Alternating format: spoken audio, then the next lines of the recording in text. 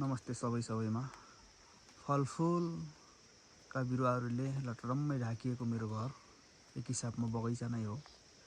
यो बगैँचाको माली बाबाआमा मात्रै हुनुहुन्छ। लहलाइरहेका खोर्सानीका बिरुवा, फलिरहेको फल, झरिरहेका फलफुलहरू, यी लटरम्म फलेका फलफुलहरूले मान्छेको अभावलाई व्याख्या गरेको देखिन्छ। अवश्य पनि मान्छे भइदिएको भए खान्थ्यो होला, यसरी भुइँमा झर्दैन थियो होला। मेरो घर मात्र नभई बगैँचा हो र यो बगैँचामा का मालिक केवल बाबाआमा मात्र, वृद्ध बाबाआमा मात्रै हुनुहुन्छ। यस्तै खान योग्य भएका फलफुलहरू भुइँमा नष्ट भइरहेको अवस्था छ। ठुलो लिचीको रुख छ, यसमा पनि अथाह फल दिन्छ। केवल बाबाआमाले जति खानुभयो, छरछिमेकीले खायो, नत्र सबै खेर जाने हो। यो घर मात्र नभई यो ठुलो गार्डन र बगैँचा पनि हो। ल हेर्नुहोस्, हलुवावेदको रुख कति ठुलो हुन्छ भन्ने कुरो म तलबाट माथिसम्म देखाउन चाहेँ। यस्तो ठुलो रुख छ।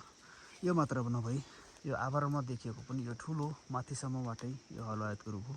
यस्तो ठुलो छ, यति ठुलो भएर गइरहेको छ। 82 वर्ष भएको बाबाको मेहनत साग खानी भइरहेको छ। सिमी लहलह भइरहेको छ। अब यो खानी बाबाआमा मात्रै हुनुहुन्छ। केवल हामी पाहुना जस्तो नै हो। ल है सबैसँग नमस्ते। यस्तै छ जिन्दगी। मेरो घर अनि पिँढीमा टुक्रुक्क बस्नुभएको बाबा, दिन काट्ने कालपर्ख नि भने जस्तो छ। वृद्धावस्थाले गालेको अवस्था।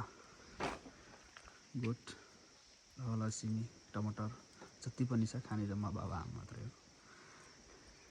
यता पनि मेरो छिमेकी सबै यस्तै छ।